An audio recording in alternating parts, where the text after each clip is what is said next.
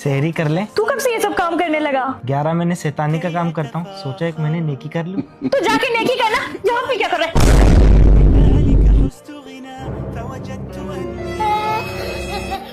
आप क्या है? रोजा नहीं है, नमाज तो पढ़ ले। असर का टाइम हो गया, अब तो उठ जा। अब तू गया बेटा, अब तू गया देख। अम्मी मेरे लिए भी एक प्लेट इफ्तारी लगा देना।